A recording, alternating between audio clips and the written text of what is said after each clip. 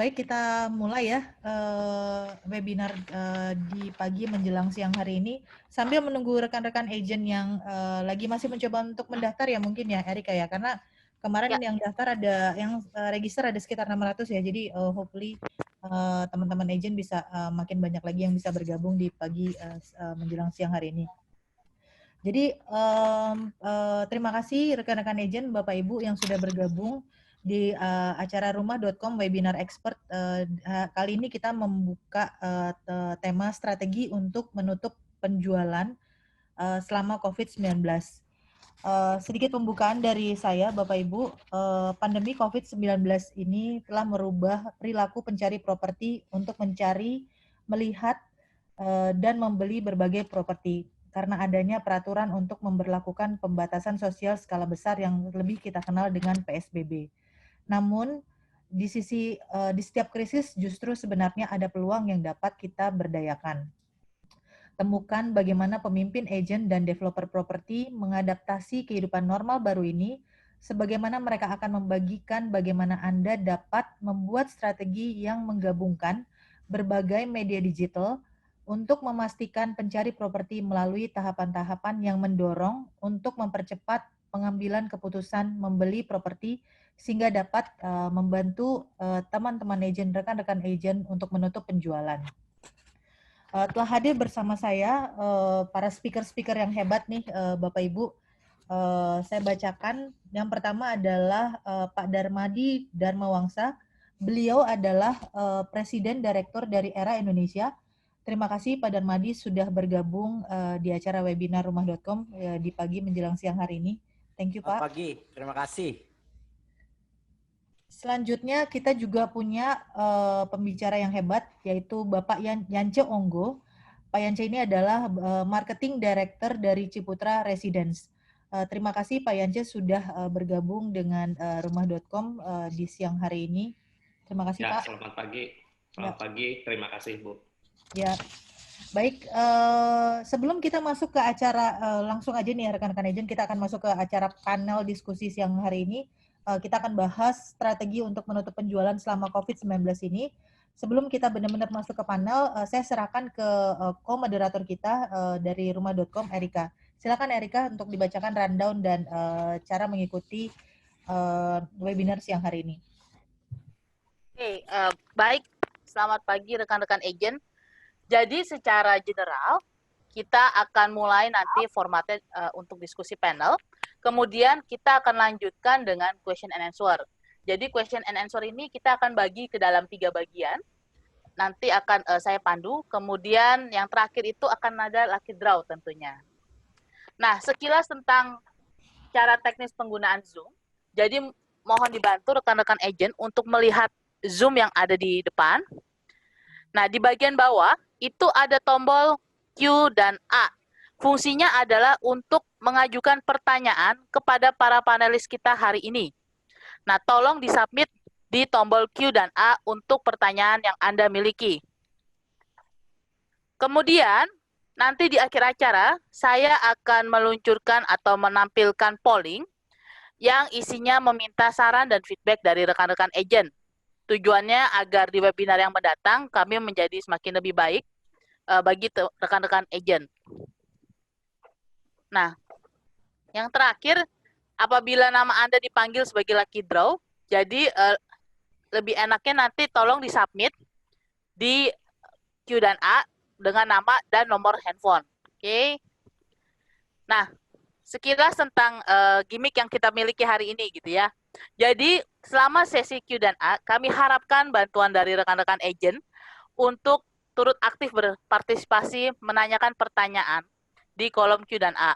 Untuk 2 peserta Q dan A pertama di setiap sesi, kami menyediakan voucher MAP senilai 100.000 per orang.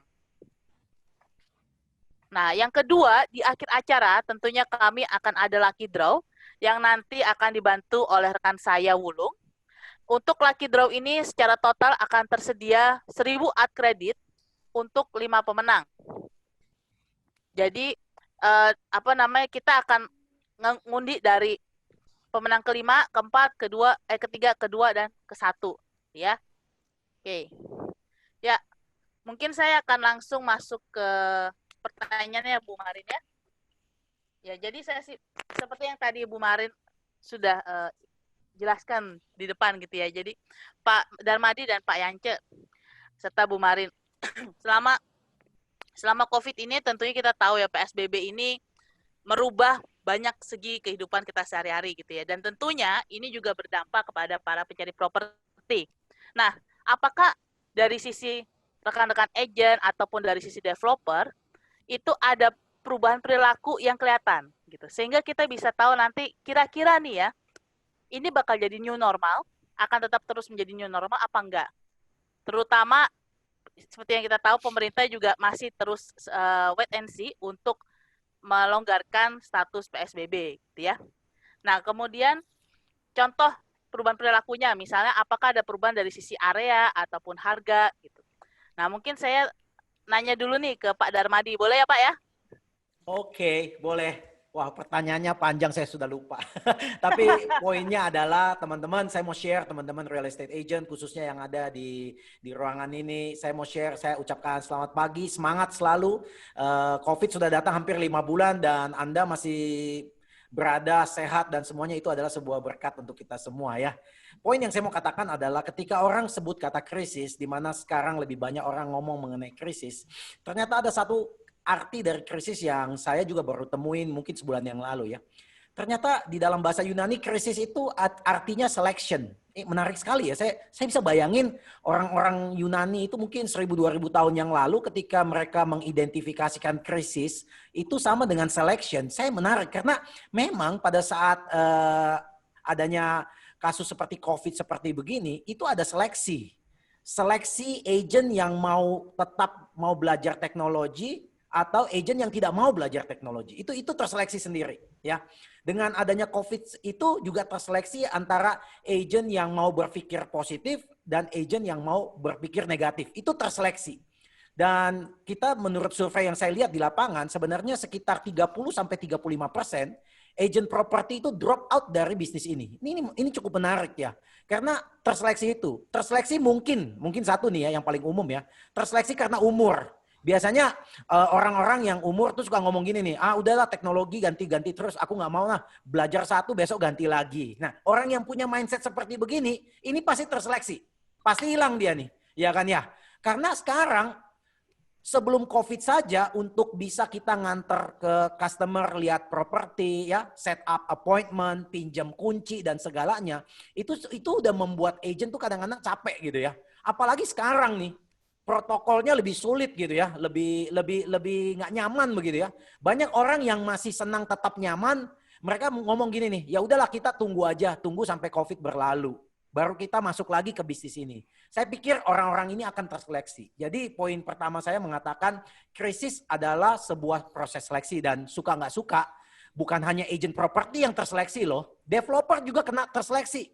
Kita lihat juga developer dengan adanya COVID ya, sebenarnya cash flow mereka hampir semua terganggu dan bagaimana developer itu bisa berpikir positif dan lincah untuk menyelamatkan cash flow-nya karena ada juga beberapa developer yang tidak mampu menyelesaikan pembangunan umpama seperti begitu ya. Itu juga karena seleksi ya. Dan semua pemain bisnis di dunia terkena dengan seleksi. Itu satu yang saya mau share mengenai seleksi, saya buka. Nah, poin yang saya mau katakan yang mungkin important di awal, yang saya mau share adalah perilaku konsumen. Perilaku konsumen yang notabene di dalam hal ini saya ngomong pembeli properti begitu ya. Apakah mereka berubah, apakah mereka berbeda dengan sebelumnya? Saya selalu ambil analogi yang paling simple ya. Kalau 30 tahun yang lalu, 30-40 tahun yang lalu, ibu saya punya kebutuhan membeli vacuum cleaner mungkin karena karpet di rumahnya kotor begitu ya. Ibu saya mungkin tidak punya banyak informasi dengan kurangnya pendidikan ya. Mungkin ibu saya paling gampang begini nih, tanpa informasi yang cukup dia langsung pergi ke toko elektronik ya. Dan dia berharap sales SPG sales itu yang memberikan suggestion kepada dia produk merek apa, spesifikasinya merek apa, harganya seperti apa. Dan ibu saya tidak ngerti apa-apa dan kalaupun dia merasa dia punya uang cukup, dia beli. Begitu saja keputusan dia membeli sesuatu. Berbeda sekali kalau hari ini istri saya mau beli vacuum cleaner untuk karpet di rumah saya. Sangat berbeda sekali. Karena istri saya berbeda dengan ibu saya, dia mempunyai kesempatan mengkolek banyak informasi. Ambil contoh ya, istri saya bisa nge-google dan dia pengen cari tahu produk vacuum cleaner mana yang paling laris. Dia bisa dapat itu. Kemudian dari produk vacuum cleaner yang paling laris, dia bisa google yang mana yang brandnya dari lokal atau luar negeri. Dia juga bisa google yang mana komentarnya banyak positif. Yang mana yang banyak komplainnya, istri saya bisa nge-google semua itu. Dan dari produk yang dia bisa masuk ke website masing-masing merek, dia bisa menentukan spesifikasi mana yang cocok untuk karpetnya dia. Ya, kemudian dia juga bisa tahu harga di toko mana yang paling murah.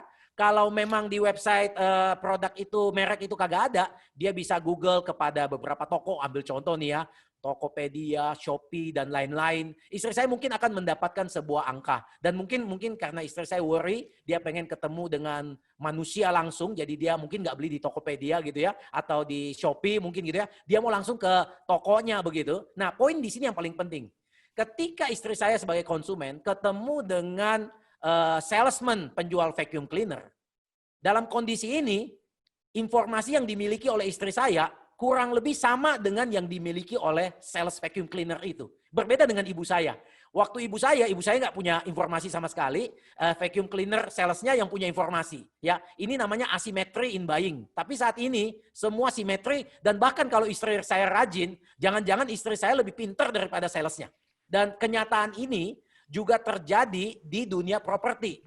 Dan lebih hebatnya lagi, kalau istri saya one day kecewa dengan vacuum cleanernya dia dengan mudah akan komplain di sosial media dan itu akan mengefek buruk terhadap produk tersebut. Dan Anda lihat situasi zaman sekarang semuanya terbuka ya. The world is getting flatter ya. Semua terbuka, tidak ada layer lagi sehingga kita bisa menilai yang mana yang bagus, yang mana tidak bagus. Yang ujung-ujungnya balik ke cerita awal saya bahwa ini adalah proses seleksi.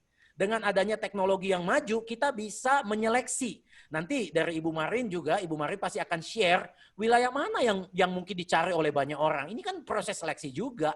Dan Pak Yance juga akan share produk-produk mana punya dia yang mungkin laku pada saat COVID seperti gini. Dan itu semua kata seleksi. Dan terakhir sebelum saya balikin ke teman-teman saya, bagaimana dengan Anda, agent property? Anda juga dalam proses terseleksi. Apakah Anda terseleksi sebagai orang-orang yang siap mengambil kesempatan pada saat perubahan saat ini, atau Anda adalah orang yang tereliminasi? Semuanya tergantung kepada kita semua. Terima kasih. Thank you Pak Darmadi. Silakan R, dilanjutkan. Ya, baik. Berikutnya, ini menarik nih Bu. Jadi istilahnya dari sisi agent mulai harus lebih fighting dengan seleksi gitu ya Pak Darmadi ya.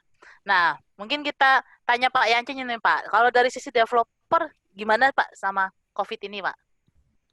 Ya, oke. Terima kasih Bu Erika. Terima kasih untuk Bu Marin dan tim rumah.com untuk mengundang saya di acara ini. Terima kasih juga untuk Pak Darmadi tadi openingnya yang luar biasa sekali ya. Ciri khas Pak Darmadi banget. Semangat terus ya. Selalu optimis. Oke. Nah, jadi saya menarik ya. Pertanyaannya adalah apakah ada perubahan perilaku ya, terutama kalau kita lihat semasa COVID ini. Ya kalau kita lihat benar-benar memang kalau secara umum orang bilang yang namanya setelah terjadi COVID itu kan ada siklusnya. Pertama secara umum orang tahu bahwa siklusnya pertama takut dulu. Udah takut dia belajar, udah itu dia tumbuh. Nah pertanyaannya adalah setiap di antara kita masih ada di fase yang mana? Jangan-jangan masih ada yang di fase takut. Ada yang sudah belajar, jangan-jangan ada orang lain yang udah tumbuh gitu, jadi kita ketinggalan. Tetapi secara umum, saya pikir sekarang hampir semua rata kita tahu bahwa sekarang kita ada di fase belajar mau ketumbuh, ya dari belajar mau ketumbuh. Nah, boleh dibilang apa sih yang mempengaruhi perilaku dari pembeli karena COVID-19? Sudah pasti karena pembeli atau konsumennya itu berubah, dia mempengaruhi developer, jadi developernya harus berubah karena terus terang dunia ini kan sekarang terus terang market driven kan. Jadi udah bukan lagi resources driven, tapi market driven. Market itu maunya apa sih? Butuhnya apa sih? Sekarang lagi trennya kayak apa sih? Diikutin. Developernya berubah, banknya berubah, kontraktornya berubah, terutama teman-teman broker atau sales in-house-nya juga berubah. Nah, mungkin nanti lebih dalam lagi perubahan dari sisi broker itu dari bisa dibedah dari Pak Darmadi gitu. Nah, tapi saya tertarik nih. Dari konsumen kalau kita lihat, apa sih yang paling berubah? Simple aja deh yang paling berubah. Sekarang kalau kita lihat, gara-gara ada COVID, itu cewek-cewek atau ibu-ibu atau wanita-wanita, biasanya nenteng apa sih sebelum COVID? Nentengnya nenteng tas ya. Sekarang berubah, nentengnya nenteng anak sekarang. Ya kan? Nah, sekarang bapak-bapaknya, dulu sebelum COVID, kalau anaknya udah ditenteng ibunya sekarang, sebelum COVID dulu, ya kan? Bapaknya nenteng siapa? Nah, Anda yang jawab sendiri. Bapaknya biasa nenteng siapa, ya kan? Atau nenteng apa, gitu ya. Nah, tapi setelah COVID sekarang, nentengnya udah beda. Nentengnya nenteng sepeda, yang ada mereknya depannya B itu. Kayaknya bangga banget itu nenteng sepeda itu ya. Jadi udah nggak dikendarain lagi ya. Katanya naik sepeda sekarang tuh ada istilah katanya PB katanya. Ya. PB itu foto banyak katanya. Yang penting fotonya, bukan sepedanya gitu. Nah, lalu berikutnya kalau kita lihat dari sisi orang kegemaran olahraga aja. Dulu sebelum COVID ya, awal-awal, olahraga yang paling disukai apa sih? Satu, udah pasti ya, berjemur dulu dah, ya kan? Yang kedua, selama COVID awal-awal ya. Yang kedua apa? Random olahraganya. Ada yang main basket, ada yang jalan kaki, ada yang main sepeda, ada yang main bulu tangkis. Coba sekarang, berapa banyak sih orang sekarang yang masih jemur? Nah, jadi pertanyaan kan, berapa banyak sih yang tiap pagi masih olahraga? Orang sekarang udah work from office semua, ya kan rata-rata ya, udah nggak betah itu di rumah, ya kan? Bisa jadi kerjaannya banyak, bisa jadi ya di rumah kenapa gitu ya. Lalu berikutnya, boleh dibilang sekarang ada perubahan juga perilaku dari pembeli. Saya kemarin 2 minggu yang lalu ya, saya lagi coba cari buat anak saya itu bangku buat dia sekolah di rumah, ya kan? Waduh, nyari ke toko furniture A, toko furniture B, susahnya bukan main. Kita minta, dia bilang inden Pak 2 minggu. Nggak bisa saya bawa hari ini, nggak bisa Pak. Kenapa? Barang habis Pak. Nah ini kan berarti ada pola perubahan perilaku gara-gara ya karena COVID ini yang harus disadari. Nah pertanyaannya tadi, kalau konsumen perilakunya udah berubah, preferensinya berubah, developer harus berubah nggak? Jawabannya sudah pasti harus berubah. Nah kalau dari sisi developer, khususnya kami di Ciputra Group, melihatnya begini, ada tiga time frame di tahun 2020 ini. 1 Januari, kami cut off ya, 1 Januari sampai 15 Maret, itu kami bilang sebelum COVID. Karena Pak Jokowi mengumumkan kasus pertama itu start dari 16 Maret. Okay. Jadi 16 Maret sampai 24 Mei, kita anggap itu adalah periode COVID.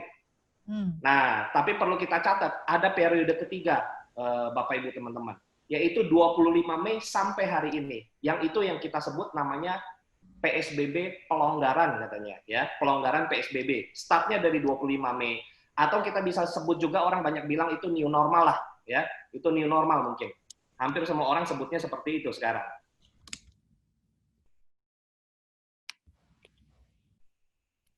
Ya, lanjut Pak. Oke. Ya.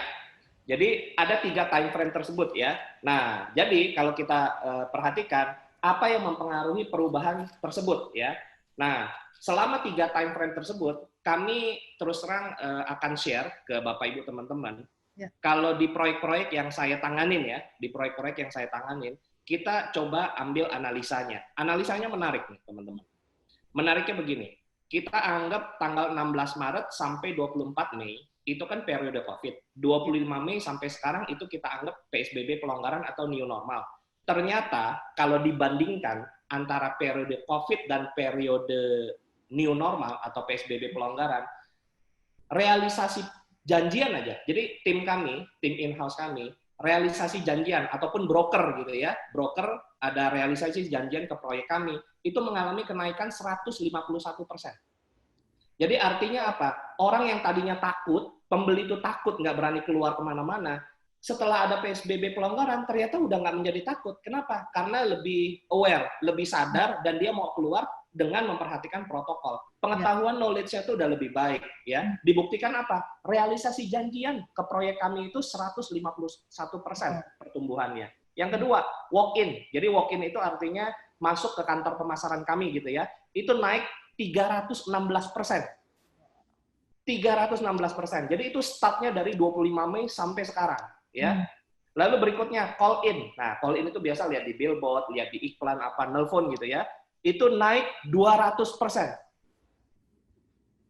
Lalu kalau kita lihat, ya oke Pak Yanca, kalau gitu realisasi janjiannya naik, walk in naik, call in naik, jualannya bagaimana? Nah, ini yang menjadi menarik ya.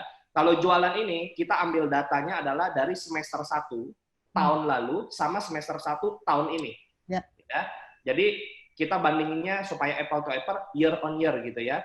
Ternyata proyek-proyek kami ya dari sekitar 10 proyek kami ini mengalami pertumbuhan 53%. Jadi proyeknya tersebar ya, ada di Malang, ada di Samarinda, tapi kalau di total itu 53%. Bagaimana? Padahal ini udah COVID ya Pak Yance ya? Ini Sudah COVID, malah sudah naik. COVID, malah naik, tumbuh 53%. Nah, yang menjadi menarik adalah memang kalau kita bilang 53% itu kan tapi nggak semua daerah. Contoh, ada beberapa daerah mungkin yang pertumbuhannya relatif stagnan. Ada beberapa daerah dari proyek kami yang pertumbuhannya lebih dari 50%. Sebagai contoh, proyek di Barat Jakarta. Barat Jakarta itu kami ada Citra Raya dan Citra Majaraya. Kalau dua proyek ini kami gabung, ya secara quarter ya, Q1 dibandingin Q2 tahun 2020 ini, mengalami kenaikan pertumbuhan 300%. Wow. Lalu yang berikutnya, proyek kami di selatan, Jakarta, yaitu Citra Senturaya sebagai contoh. Ya, itu ternyata target 1 tahun ini, target 2020, kami bersyukur per akhir Juli, jadi akhir Juli bulan kemarin, itu sudah tercapai target 1 tahun kami. Ya, nah jadi ini adalah pola-pola yang memang kami evaluasi. Nah, tapi tentu saja ini kan data-data histori, ya.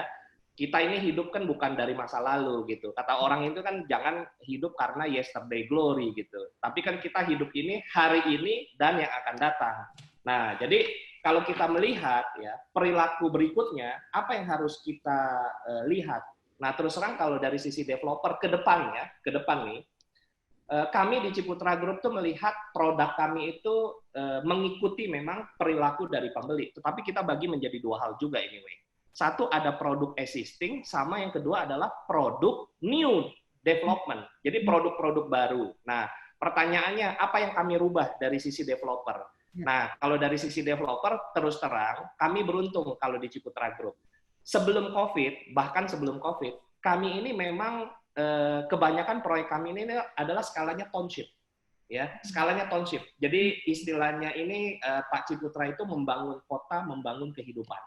Ya, jadi mulai dari lahir sampai meninggal, yaitu di kota itu kira-kira. Ya, semuanya ada, dilengkapi semua. Nah, kebetulan dengan adanya COVID ini, ya, orang itu lebih preferensinya kan CSH ya, clean, safety, hygiene. Jadi orang mau lebih bersih, mau lebih aman, mau lebih hygiene, ya. Nah, proyek-proyek pengembangan kami di Ciputra Group ini ada konsep pengembangan namanya eco-culture, ya, integrated development environmental. Jadi kami ini sangat aware dengan tata letak lingkungan, ya, lingkungan yang sehat, bersih, dan safety. Yang kebetulan, ya, kalau ini bicara tentang COVID, ya masih nyambung gitu loh. Tapi bukan kami bikin eco-culture itu karena COVID, enggak. Karena jauh sebelum COVID ini pun kami sudah memikirkan yang namanya clean, safety, dan hygiene. Sehingga pada saat terjadinya COVID, ya terus terang kami bisa beradaptasi dengan cepat gitu loh. Ya, beradaptasi dengan cepat. Lalu yang kedua pertanyaannya adalah, ya sudah, kalau kita sudah tahu perilaku orang saat ini karena COVID, ya, di mana ini adalah first time ya, ini pengalaman pertama untuk semua orang termasuk kita-kita. Lalu apakah developer akan membentuk atau membuat produk yang kedepannya ini adalah untuk hanya mengatasi COVID? Jawabannya dari kami Ciputra Group tidak. Kami ini berpikir untuk membuat produk ya itu yang fleksibel di zaman, segala zaman. Jadi tidak hanya untuk COVID, tetapi setelah COVID yang orang bilang mungkin next normal gitu ya. Jadi ya juga bisa long lasting. Kenapa? Karena filosofi pengembangan dari properti harusnya bukan short term development. Harusnya adalah long term development. Sama seperti orang kalau mau membeli rumah ya. Membeli rumah itu apa iya untuk setahun 2 tahun? Enggak kan? Membeli rumah apa iya 5 tahun udah itu pindah-pindah? Kan enggak. Orang tuh rata-rata membeli rumah itu adalah untuk bicara long term. Kalau perlu ya, mulai dari dia belum nikah, punya anak, mungkin ya dia berkembang di situ. Ya, kira-kira kan seperti itu. Karena bicara rumah ini kan bicara long term, apalagi untuk pengembangan properti dan lain-lain gitu. Nah, yang ketiga yang saya mau ngomong, di developer itu yang kami rubah adalah cara kami memandang customer journey. Jadi customer journey ini udah berubah ini. Jadi ini adalah mohon maaf ya, untuk teman-teman sales ataupun broker ya yang hari ini menguasai product knowledge, ini berita baik. Tapi kalau selama ini ada teman-teman broker atau sales yang bisa jualan tapi selama ini boleh dibilang nggak menguasai produk, ini bakal jadi mimpi buruk. Nah, yang saya mau ngomong begini, mimpi buruknya. Bayangin ya, sekarang customer journey-nya itu dulu sebelum orang mau beli rumah, ya, dia dapat informasi itu harus melalui broker. Dia kalau mau dapat informasi produk harus site visit ke lokasi. Sekarang udah enggak. Karena adanya COVID dan perkembangan teknologi, sebelum dia ketemu, si kliennya ini ketemu broker ataupun sales, sebelum site visit, dia udah bisa bandingin dulu. Ya, seperti ceritanya beli vacuum cleaner yang Pak Darmadi katakan tadi. Ya, jadi udah bisa bandingin, udah bisa tahu, sehingga pada saat ketemu sales, dia ini adalah cuma mengkonfirmasi. Yang cilaka kalau begitu ketemu sales atau ketemu broker, ya, knowledge tentang produknya itu lebih hebatan pembelinya daripada brokernya. Wah, ini yang bahaya. Kenapa? Nggak ada trust-nya di situ. Ya, tetapi berita baik untuk broker-broker yang menguasai produk knowledge, sehingga begitu ketemu pembelinya, dia mix and match-nya cocok, pas. Sehingga apa? Pada saat dia site visit ke lokasi, itu udah bukan 50% lagi. Kalau zaman dulu katanya, kalau orang site visit ke lokasi kan 50-50 ya peluangnya ya. Jadi dia udah tertarik mau beli 50%. Tapi sekarang karena sebelum site visit itu orang itu kliennya sudah dipenuhi dengan informasi yang begitu banyak, begitu lengkap dan dia bisa compare sampai tetap mau site visit, itu rate-nya adalah 75%. Jadi sudah lebih tinggi, ya. Chance-nya lebih tinggi kalau sampai mau site visit, ya. Istilahnya mungkin teman-teman broker ini adalah showing gitu ya. Showing gitu ke lokasi. Nah, saya pikir ini perubahan-perubahan yang harus dicermati, khususnya yang kami cermati di Ciputra. Bisa saya tambahkan sedikit ya, nyambung tadi mengenai vacuum cleaner. Silakan ya. Pak Darmadi. Ya ini nyambung. Memang saya sengaja tadi nggak selesaiin cerita saya karena saya tahu pasti ada yang gigit cerita saya nih. Ya. Nah, jadi dulu kalau ibu saya ketemu si tukang vacuum cleaner itu salesnya. Sales itu kerjanya ngecuap-cuap terus kan. Cuap terus, ngoceh terus. Ibu saya kan karena nggak ngerti ya dia diem aja gitu ya. Nah sekarang beda. Takutnya nih, itu SPG ngecuap terus. Taunya dia ngecuapnya salah. Malah customernya tahu. Ya kan ya. Customernya tahu gitu kan ya. Oh ini harganya segini. Loh Pak, tadi saya lihat di Instagram dapat diskon Pak. Oh kaget dia, malah dia nggak tahu. Loh kok saya belum tahu ada diskon. Nah ini kan yang tadi Pak Yance bilang nih, banyak marketing yang nggak ngerti apa-apa. Itu kan pokoknya pengen jual-jual aja gitu ya. Itu satu. Nah yang kedua, ini yang saya selalu ngomong, kalau nggak dihati-hati ini yang namanya the death of salesman. Salesman akan mati gini kalau nggak berubah. Kenapa? Salesman ini harus menjadi seorang konsultan. Jadi ketika customer datang ketemu kita dengan ilmu informasi yang seimbang, kita jangan terlalu banyak ngomong. Kita lebih banyak dengar. Karena kalau kita mampu menggali lebih dalam lagi dan memecahkan masalah yang dihadapi customer, itu yang menjadi trust yang tadi Pak Yance tadi mention. Ambil contoh begini, ibu saya, istri saya umpama sudah tahu mau beli produk apa dan ketemu sales vacuum cleaner tadi. Kemudian vacuum cleaner saya mulai nanya kepada istri saya, dia bilang, ibu kalau boleh saya tahu di rumah ibu jendelanya besar atau kecil kalau umpama tiap pagi ibu buka. Oh jendela saya besar banget dan kalau saya buka langsung buka. Dia tanya, ibu punya screening nggak Bu? Maksudnya apa? Ya karena ada rumah kan takut nyamuk masuk ya, ada screening gitu kan ya. Oh istri saya bilang nggak ada, langsung plong masuk. Kemudian dia mulai mikir, jangan-jangan ibu ini juga butuh screening gitu, butuh screen. Dia bisa jualan lagi nih. Iya ibu butuh screen nih Bu. Bukan hanya masalah vacuum. Karena dengan adanya screen itu, debu-debu yang besar itu kenyangkut. Yang masuk hanya debu kecil, jadi nggak banyak. Yang kedua, ya dia bisa nanya begini ya. Ibu jangan-jangan, kalau boleh saya tahu, ibu punya karpet, itu spesifiknya apa? Merek apa? Jangan-jangan istri saya punya spesifik karpet itu memang yang senang nangkap debu begitu. Jangan-jangan masalahnya bukan vacuum cleaner. Jangan-jangan dia jual karpet begitu. Jadi kalau sampai seorang sales ini bisa memberikan masukan-masukan yang tidak pernah dilihat, dipikirkan oleh customer ini akan build a trust. Bahwa orang yang dihadapinya itu punya knowledge lebih banyak dari dia. Nah inilah yang kita bisa menang. Ya. Dan customer juga harus tahu informasi apa yang dimiliki, agent mesti tahu informasi apa yang dimiliki oleh customer. Dan dia harus bisa menemukan kira-kira hot button apa yang mesti yang dipunyai oleh customer ini sehingga yang tadi Pak Yance tadi ngomong 75% udah mau beli, kalau kita tahu hot buttonnya dengan jelas 25% langsung kepencet itu. Jadi bisa lebih cepat itu transaksinya ya. Jadi poinnya di sini ketika informasi sudah simetris, sudah seimbang, agent berubah menjadi consulting.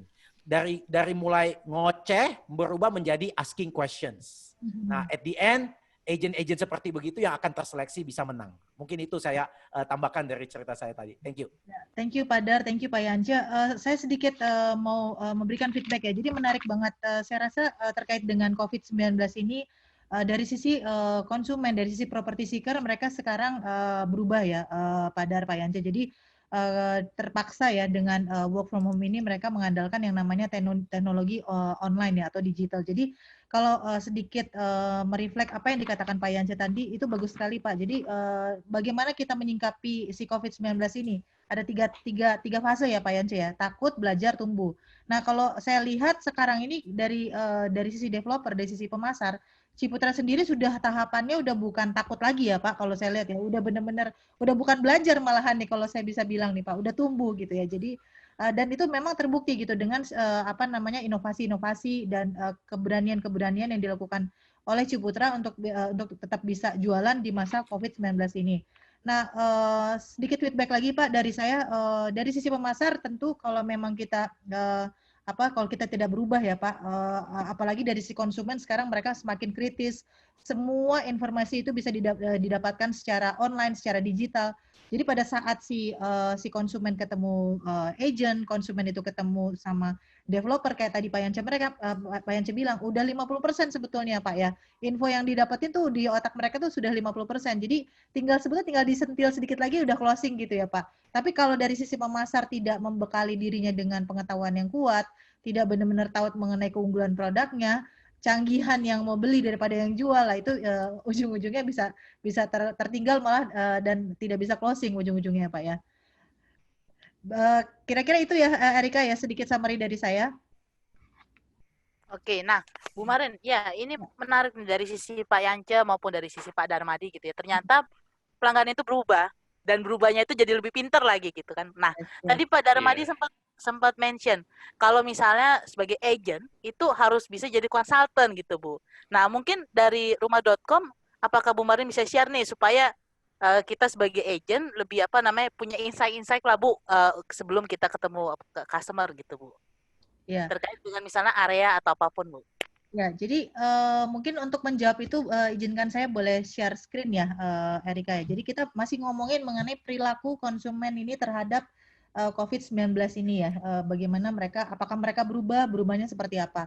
Nah, again kalau kita ngomongin rumah.com, kita kan adalah property portal, kita dikunjungi lebih dari 5 juta orang on a monthly basis. Kita lihat apakah perilaku mereka berubah nih setelah adanya COVID-19 ini, interest mereka untuk beli properti berubah nggak gitu. Ini sebetulnya sedikit align sama Pak Yance nih, karena ternyata dari rumah.com sendiri kita jujur awal agak takut, oh ya sekarang COVID-19, apakah interest orang untuk beli properti ini berubah gitu. Meskipun kita tahu properti itu adalah kebutuhan pokok gitu ya, tapi dengan ada COVID-19 ini, apakah mereka berubah nih, jadi nggak karena ada COVID-19 jadi pending beli rumahnya. Nah kita lihat berdasarkan datanya rumah.com. Erika boleh di-share screen-nya? Oke. Sebentar ya, Bu ya. Ya. Sebentar.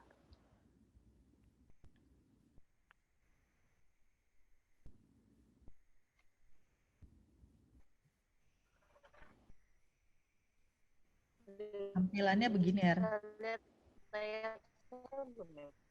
Oke. Saya aja share, R yang share, nggak apa-apa share R kalau susah. Oke ya, saya share aja ya Bapak Ibu ya. Kita lihat di sini. Oke, kelihatan ya Bapak Ibu ya. Untuk screen saya buat lebih besar ya tampilannya. Oke. Nah di sini ya.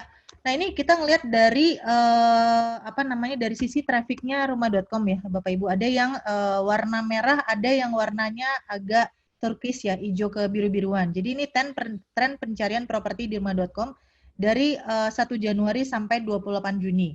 Nah, kalau kita lihat jumlah pencarian properti itu malah semakin meningkat gitu ya dengan adanya COVID-19 ini. Untuk chart yang warna merah, ini sebetulnya pencarian properti unik. Nah, pada saat orang klik ke dalam, mereka ngotak-ngatik website rumah.com cari informasi lebih dalam lagi, itu yang warna biru. Jadi kalau yang merah tuh saya satu orang dihitung, tapi yang warna hijau biru ini adalah orang yang melakukan pencarian beberapa kali dalam waktu yang sama. Nah, kalau dilihat kembali di sini trennya meningkat. Kita ke next chart. Nah, di sini chart selanjutnya Bapak Ibu ya, sebelum saya masuk ke penjelasan, pada saat orang datang ke rumah.com, oke, trafficnya meningkat, tapi apakah traffic itu berubah jadi leads? Kalau di rumah.com mungkin sedikit saya share, leads itu adalah orang-orang atau property seeker yang meninggalkan nama, nomor telepon, email untuk dikontak oleh agent atau developer. Ya, kalau mereka mempunyai ketertarikan lebih. Karena ini penting banget. Apakah orang banyak datang ke rumah.com cuma lihat-lihat aja atau memang benar-benar tertarik gitu ya. Nah, itu kita lihat datanya mungkin dari bulan Januari sampai bulan Juni, ini yang merah adalah residensial, kalau yang sebelah kanan ini adalah komersial. Nah, kita lihat dulu yang sebelah kiri. Nah, ini Bapak Ibu bisa dilihat ternyata masa-masa COVID-19, masa-masa era new normal, ini trafficnya malah naik ya, cenderung naik. April kita agak turun sedikit, tapi bounce back lagi nih di jumlah leads-nya di bulan Mei dan Juni. Nah, ini juga banyak dipicu mungkin sekarang ini karena satu ya, ada work from home, yang pertama, yang kedua juga banyak sekali promo-promo menarik yang diberikan oleh developer dan juga bank. Ya, itu yang membuat property seeker benar-benar memanfaatkan kesempatan itu untuk mendapatkan rumah idamannya. Bahkan mungkin Pak Dar bisa tambahkan juga ada beberapa rumah yang secondary ya, itu juga mendapatkan mengalami yang namanya koreksi harga gitu ya. Karena COVID-19 ini mereka butuh uang ya, daripada jual mahal tidak laku-laku, ya udah saya diskon dikit harganya, yang penting bisa terjual gitu. Nah, makanya ini good news-nya adalah kalau kita bekerja di industri properti, kita lihat leads di rumah.com itu tidak turun, malah naik. Nah, itu harusnya kabar bagus buat para developer dan rekan-rekan agent tentunya. Nah, bagaimana dengan yang komersial? Ya, memang komersial agak unik ya Bapak Ibu ya, karena memang ini terkait dengan kantor, ruko gitu ya, karena kendala PSBB ya dan kewajiban untuk work from home. Nah, ini di bulan Maret dan April memang turunnya lumayan gitu ya. Tapi di bulan Mei dan Juni sudah mulai kembali lagi gitu. Ini chartnya next. Nah, ini hasil pencarian ya Bapak Ibu. Nah, ini cukup unik kalau kita ngomong dari sisi rumah ya. Jadi ada dua tipe properti yang akan saya share di kesempatan ini. Ada dari sisi landed, ada juga dari sisi apartemen ya. Nah, kita lihat hasil pencarian dari sisi harga properti ya. Untuk yang jenis landed dari 1 Januari sampai 28 Juni. Kalau Bapak Ibu lihat di sini, untuk yang chartnya mudah-mudahan jelas ya. Yang kurang di harga di bawah 250 juta itu 10%, itu sebelum PSBB ya, Januari sampai Februari. Nah, pas selama PSBB itu 8% ya untuk yang harga sama 250 juta. Dan pada saat transisi ya, PSBB transisi kita bilang itu 7%. Nah, yang menarik adalah chart-chart yang lain juga. Jadi harga 250 juta sampai 600 juta itu sebelum PSBB itu ketertarikannya sebanyak 25%.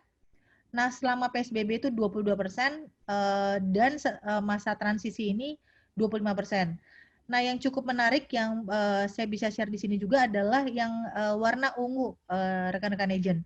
Jadi warna ungu itu adalah pencarian untuk tipe properti landed di harga 1 miliar sampai 3 miliar. Ya, kalau dilihat di sini sebelum PSBB itu 29%, selama PSBB itu 29% juga, dan pada saat PSBB transisi itu 30% gitu. Ya, jadi kesimpulannya adalah untuk harga yang 1 miliar sampai 3 miliar ini cukup stabil gitu ya. Bahkan pada saat PSBB transisi malah naik ya 30%. Dan ini dari total orang yang datang ke rumah.com untuk membeli rumah idaman mereka. Jadi menurut saya 29%, 30% itu cukup tinggi ya untuk di range 1 miliar sampai di range 3 miliar. Ternyata di yang datang ke rumah.com mungkin banyak sultan ya Bapak Ibu ya. Sekarang kalau dilihat YouTube ya, artis-artis bilang mainnya ke rumah sultan, ke rumah sultan. Nah, ternyata ini buktinya ada benar ya, untuk range harga 1 miliar sampai 3 miliar cukup tinggi ya, 29% sampai 30%. Saya ke next chart Bapak Ibu terkait dengan perilaku si property seeker. tadi yang saya share adalah rumah atau landed, yang ini adalah apartemen ya. Nah, kita lihat kalau yang mungkin yang chart yang gede-gede aja yang saya coba bacakan. Untuk harga yang orange Bapak Ibu ya, itu range-nya 250 juta sampai 600 juta. Itu peminatnya sebelum PSBB itu sekitar 32%. Selama PSBB ya, Maret sampai Mei itu 27%. Dan pada saat masa transisi ini 30%. Nah, again yang menarik adalah harga yang 1 miliar sampai 3 miliar ini cukup stabil, hampir sama dengan landed ya, 29% sampai 31%. Hanya saja untuk yang apartemen pada saat bulan Juni ini kita tarik datanya sedikit turun. Ini per tanggal 28 Juni ya kita tarik datanya 24%. Next. Nah, ada juga banyak pertanyaan yang datang ke saya. Oke, Bu, untuk pencarian lokasi gitu ya, apa sih yang paling banyak dicari sebetulnya di rumah.com? Nah, ini berdasarkan orang yang mencari rumah ya Bapak Ibu ya, lokasinya di mana. Mereka akan ketik di rumah.com, saya mau cari rumah di Jakarta Selatan. Nah, ini bisa dilihat di sini sebetulnya 10 top pencarian lokasi pencarian di rumah.com tidak banyak berubah. Ya, jadi kalau dilihat sebelum PSBB yang tertinggi itu Jakarta Selatan, makanya ini menjawab ya Pak Yance ya, Sentul langsung menjual dengan hebatnya ya akhir bulan Juli kemarin. Jadi sebelum PSBB sampai selama PSBB sampai masa transisi Jakarta Selatan tuh masih yang tertinggi nomor 1. Lalu daerah Banyak kedua sultannya, Bu. banyak sultannya ya Pak di Jakarta Selatan. Oke. Nah yang kedua Jakarta Timur, 3 Bandung, Tangerang, Jakarta Barat, Bekasi, Depok. Depok juga sangat menarik ya karena banyak sekali infrastruktur, banyak sekolah, banyak kampus di daerah Depok. Dan juga ada kereta, makanya banyak sekali properti seeker yang interest untuk beli di daerah Depok. Lalu ada Tangerang Selatan, Bogor, dan Jakarta Utara. Jadi kalau dilihat top 10-nya sebetulnya nggak terlalu banyak berubah ya Bapak Ibu ya. Kalau dilihat di sini yang masa transisi PSBB di bulan Juni, tertingginya masih Jakarta Selatan, kedua itu Tangerang, ketiga Jakarta Timur, 4 Bandung di sini masuk, 5 Bekasi, Jakarta Barat, Depok, Bogor, Tangerang Selatan, dan Jakarta Utara. Nah ini apartemen kepeminatannya juga tidak terlalu berbeda dengan rumah. Nah ini sedikit informasi aja Bapak Ibu, banyak juga yang tanya ke kami sebetulnya kalau dari sisi pencari properti itu yang paling banyak itu mereka datengin ke rumah.com itu jam berapa sih? Jadi ini kita juga share.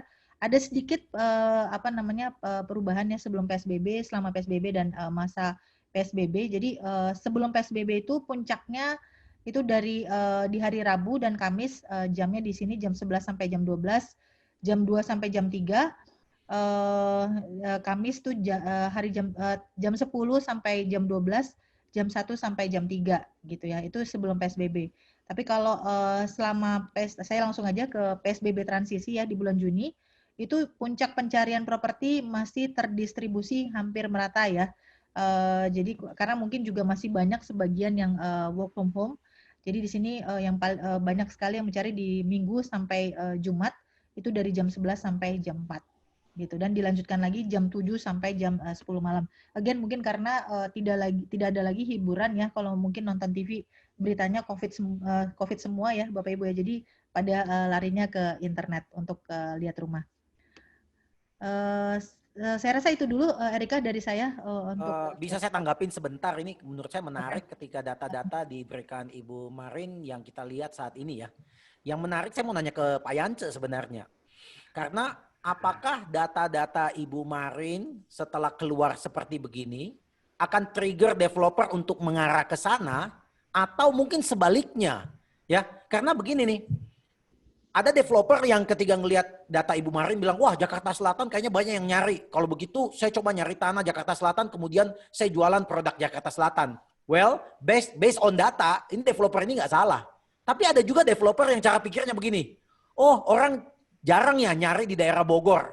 Ini kayaknya orang jarang nyari di daerah Bogor, tetapi berarti tidak banyak lawan. Developer juga nggak banyak. Orang mungkin tidak nyari di Bogor karena tidak ada supply yang bagus. Kenapa nggak saya ledakin aja gitu di Bogor? Jadi Jadi poinnya adalah apakah developer itu di drive dengan adanya keinginan orang mau beli di satu lokasi, atau developer ke drive karena melihat tidak adanya supply, dia malah buka. Jadi ini poinnya siapa trigger siapa begitu. Apakah data trigger developer atau developer kalau mungkin dia besar, dia men-trigger dirinya sendiri. Pak Yance mungkin bisa kasih view-nya sebagai developer Ciputra gitu, Pak.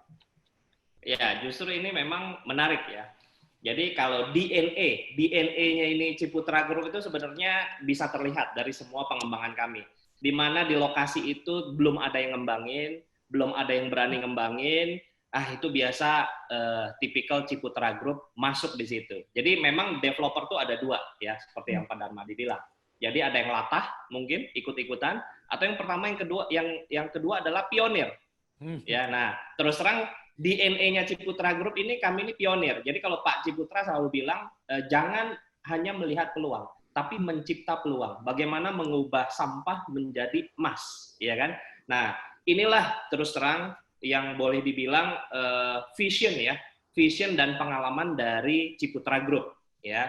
Bagaimana kami mampu ya untuk bisa bukan hanya melihat peluang, tetapi mencipta peluang. Dan ini merupakan sebenarnya di era COVID seperti sekarang ini menjadi justru terbukti visi dari developer Ciputra Group ini apakah ya bisa cepat beradaptasi di segala situasi, di segala kondisi. Nah, ini juga sebenarnya berita baik untuk Bapak Ibu, teman-teman sales ataupun broker di properti yang kebingungan, Pak, sebenarnya saya ini harus pasarin yang mana sih? Sebenarnya yang benar itu saya harus fokus di mana sih? Nah, paling gampang, ya lihat aja developernya. Kalau developernya itu, misalkan seperti Ciputra Group, visinya udah lebih clear, visinya sudah lebih jelas, ya tentu kalau teman-teman broker segala macam mau fokus di proyek-proyek Ciputra Group, ya tentu akan bisa growing bersama-sama dengan Ciputra Group. Ya, nggak usah susah-susah, ya pegang aja developernya.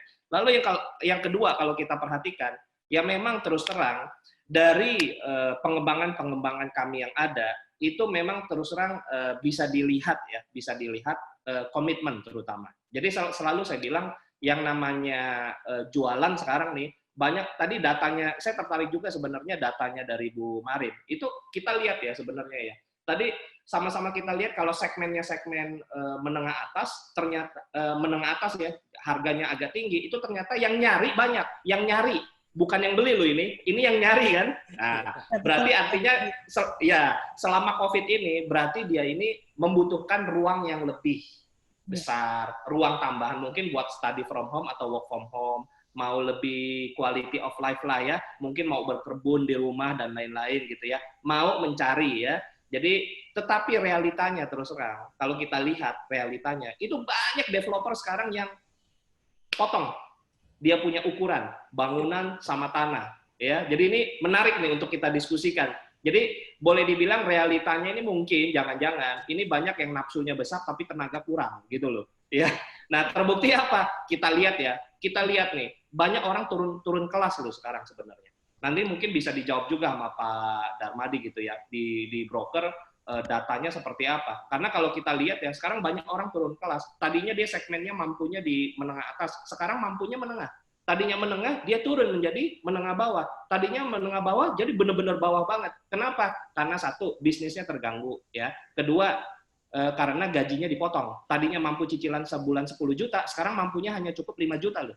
Nah, bank juga makin memperketat. Tadinya ya DP-nya itu cukup 5%, sekarang bank minta DP-nya 10%. Makin berkurang lagi loh. Jadi daya belinya ini juga makin menurun, bank memperketat, sehingga segmen ya, kalau kita bilang di developer itu ada STP-nya ya, segmentation, targeting, sama positioning-nya itu juga ikut ter-adjust itu sebenarnya. Ya itu tentu saja ya teman-teman broker bisa lihat juga, kenapa itu makanya banyak developer sekarang akhirnya ya potong dia punya bangunan sama tanahnya, sehingga absolute price-nya lebih rendah gitu. Ya, saya nambahin langsung cepat nih supaya masih nyambung.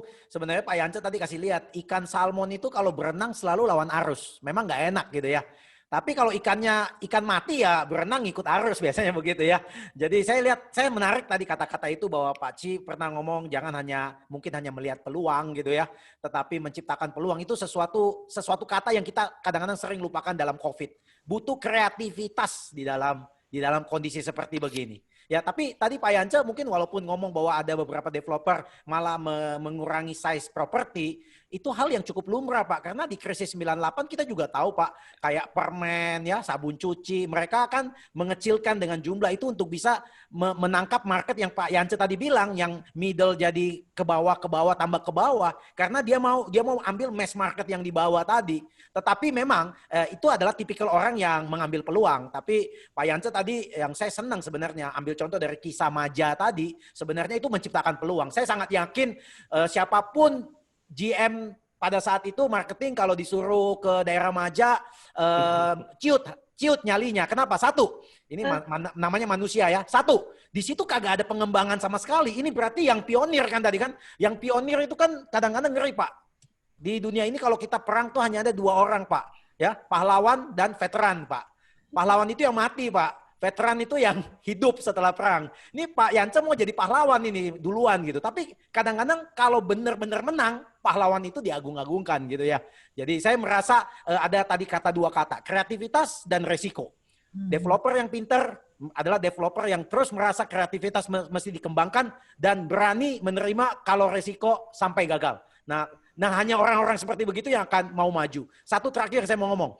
Ketika tadi Pak Yance bilang, ketika market turun dari atas ke menengah, menengah ke bawah, bawah ke bawah. Kemudian developer melihat status seperti begitu, developer mengubah, carinya pricing yang bawah. Kemudian bank tadi yang kasih 5%, kasih limit 10%. Berarti makin kecil marketnya. Teman-teman real estate. Ketika semua mereka berubah seperti begitu, apa yang harus dilakukan agent property? Kita nggak punya produk. Satu hal yang paling pasti, Anda mesti lebih agresif. Anda mesti lebih positif untuk menghadapi poin-poin. Karena market untuk orang-orang seperti begini masih tetap ada. Thank you.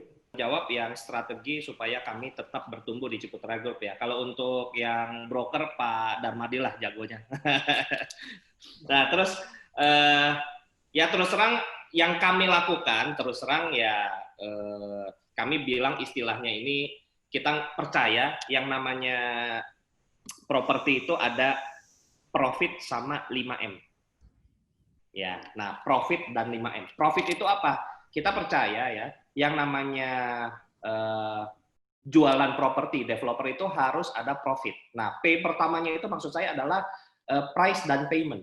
Jadi hari-hari begini, udah pasti nggak bisa yang namanya harga kita terlalu maksain, lalu yang kedua payment-nya nggak ringan, nggak bisa. Jadi, tapi ini memang terus terang ya, ini hampir terjadi di semua developer, itu marketingnya maunya cicilannya ringan, orang keuangan yang teriak-teriak biasanya, cash flow-nya bagaimana nih katanya. Ya, jadi ini memang harus butuh konsolidasi di internal, ya, konsolidasi di internal. Tetapi kata kuncinya yang coba kami lakukan adalah pricing dan payment. Nah, pricingnya ini jangan salah kaprah juga. Terus terang pricingnya ini banyak orang latah, yang penting katanya terjangkau, yang penting asal affordable katanya. Menurut saya enggak, karena kalau memang asal terjangkau, asal murah gitu, ya berarti semua penjualan akan bagus dong. Kenyataannya kan enggak. Jadi banyak juga produk murah yang nggak laku-laku juga ada, tetapi ada juga produk tertentu yang kita pikir nggak murah, tapi kok laku juga. Nah, jadi relatif. Nah, jadi pricing yang saya maksud di sini adalah sebenarnya worth it to buy, layak untuk dibeli. Nah, ini nanti akan nyambung dengan yang lainnya ya. Worth it ya, kata kuncinya berarti harga yang bukan masalah affordable aja, tetapi worth it to buy. Dan payment-nya yang ringan. Lalu R ya, profit, PR. R-nya adalah reputasi pengembang. Ini yang saya maksud dengan worth it to buy.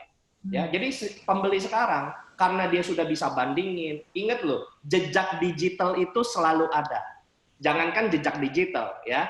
Jejak digital kan yang dulu-dulu. Hari ini ada kejadian apa, detik ini kejadian apa, seluruh Indonesia, seluruh dunia juga udah langsung tahu. Jadi reputasi pengembang itu memegang peranan terhadap tadi, pricing worth it to buy. Jadi orang lihat juga, jadi harga segini, reputasi pengembangnya seperti apa. Mohon maaf ya, mohon maaf. Kalau pemberitaan mengenai reputasi pengembangnya ini nggak bagus, itu sangat mempengaruhi. Jadi harga yang di cap udah dibilang murah, itu menjadi nilai resiko. Jadi orang akan berpandangan, oh ya pantas aja katanya di cap segitu. Ya karena ada gonjang-ganjing apa. Ya, nah ini penting, reputasi pengembang. Nah, kebetulan kami terus terang beruntung. Ya, kami di Ciputra Group ini memiliki kemewahan, terus terang, kemewahan adalah brand Ciputra Group yang memiliki reputasi yang sangat baik. Ya, yang memiliki reputasi yang sudah melewati berbagai macam krisis mulai dari tahun 97, tahun 2003, 2005, 2007, 2008, 2015, dan bahkan sampai hari ini sekarang ya bisa dilihat komitmen ya, terutama komitmen dari pengembangan grup-grup kami Ciputra Group. Bahkan ini nanti related lagi. Kalau Bapak Ibu teman-teman broker perhatikan, mungkin bisa jadi kami ini developer satu-satunya ya yang berani buka mall di masa Covid pertama kali. Ya, buka mall. Terus yang kedua, bangun waterpark di Maja. Kan nggak habis dipikir orang. Kok bisa-bisanya lagi Covid begini terus bangun. Jalanan yang kami bangun di Citra Majaraya itu lebih dari 5 km dan terus kami kembangkan hari ini. Lalu yang kedua, kami terus bangun waterpark. Kami bangun bioskop CGV Cinema. Ya, yang dimana orang pikir, loh, bioskop kan nggak boleh dulu. Tapi kan kami berpikir bukan, sekali lagi, properti itu bukan untuk short term. Properti itu kami percaya untuk bicara long term. Jadi yang kami pikirkan bukan hanya untuk tahun ini saja, tetapi bagaimana yang namanya sustainable development, pengembangan yang berkelanjutan. Ini yang menjadi menarik. Kenapa? Karena properti itu kalau dia harganya terus sustain, pengembangannya sustain, ya ini berita baik untuk teman-teman broker ataupun sales yang terus memasarkan produk-produk di satu kawasan di Ciputra Group. Lalu berikutnya, profit ya, PR. O-nya adalah opportunity to grow. Bagaimana terus terang, kami beruntung juga sebenarnya Ciputra Group ini terkenal dengan pengembangan township. Hari-hari begini ya, orang itu sadar ternyata kalau tinggal di rumah ya, di rumah yang kelasnya kota sama kelasnya mungkin mohon maaf nih ya, yang pengembangannya kecil-kecil aja, ternyata beda ya. Ya, mau apa-apa beda gitu. Kalau di pengembangan kota itu beda. Mimpinya besar, realisasinya juga besar gitu. Nah, ini relatednya dengan opportunity to grow. Pengembangan kami ini yang kami kedepankan adalah township dan ini related dengan pengembangan seperti saat ini dan situasi saat ini. Profit ya, RF ya, PROF ya, Fanta. Fantanya adalah facility. Udah dah, yang pasti-pasti aja. Sekarang pembeli itu ya, udah nggak bisa dikasih mimpi. Pembeli itu udah lebih pintar, lebih kritis, dia bisa banding-bandingin. Jadi begitu showing, ya, begitu site visit ke lokasi, yang dilihat itu udah bukan jangan mimpi-mimpi, udah nggak mau, lagi profit sekarang, mereka maunya yang pasti-pasti aja. Kenapa? Beli hari ini saya dapat fasilitasnya apa di depan mata. Jadi fasilitas ini menjadi penting. Sehingga apa? Itu yang kami terus kedepankan, pembangunan infrastruktur dan pembangunan fasilitas. Ini yang terus kami push di market karena kami percaya COVID ini pasti akan ending. Pasti akan ending. Cuma masalah waktunya yang kita nggak tahu kapan. Tapi pasti ending. Sehingga kami ya dari Ciputra Group terus membangun fasilitas dan membangun infrastruktur. Lalu berikutnya kalau kita lihat, sekarang momentumnya pas. Interest-nya ya, I ya, profit. I-nya ini adalah interest. Bunga lagi murah, BI repo rate diturunin jadi 4%. Ayo sekarang. Orang mau taruh uang di bank, ya nggak tambah kaya sebenarnya. Makanya emas itu naiknya gila-gilaan ya. Tapi sekarang emas naiknya udah gila-gilaan sampai 1 juta lebih. Mau kemana lagi kalau nggak ke properti? Nah sebenarnya interest ini menjadi kata kuncinya ya. Teman baiknya properti ya cuma interest sebenarnya ya. Selama interestnya ramah, ya properti harusnya juga akan ramah gitu ya. Akan growing terus. Lalu berikutnya T, timing teman-teman. Ya, momentum. Jadi momentum yang diciptakan, bukan nunggu momentum. Terus terang, kalau kita lihat di market hari ini, nggak ada momentum sebenarnya. Nah, dengan pembangunan fasilitas, dengan pembangunan infrastruktur, sebenarnya kami dari Ciputra Group menciptakan momentum. Contoh, sebagai contoh. Citra Raya, kemarin kita bangun mall, kita opening tanggal 17 Juli. 17 Juli.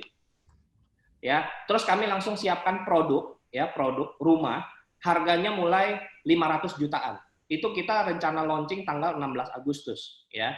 Target kami adalah 150 miliar.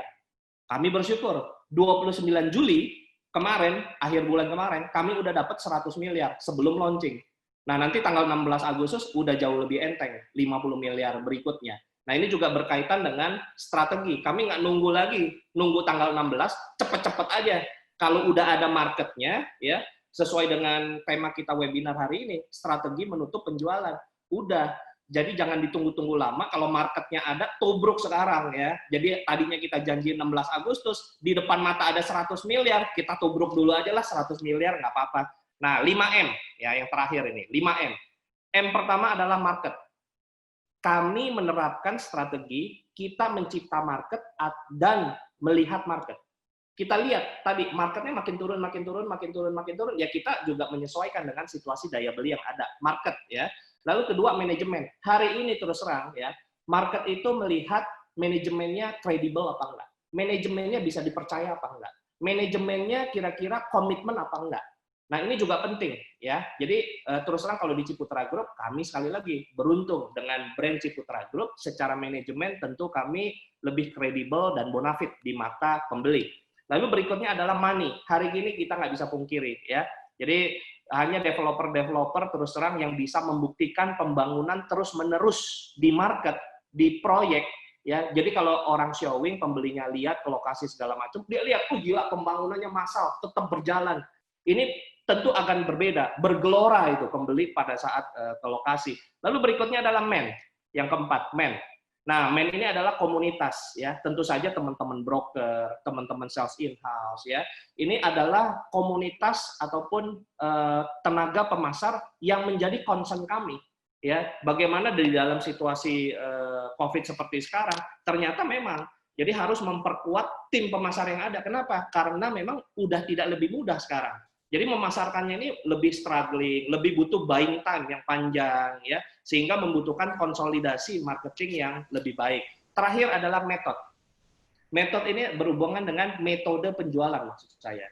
Nah, metode penjualan sekarang ini harus adaptif terhadap situasi seperti yang ada. Contoh, penjualannya ya harus online ya.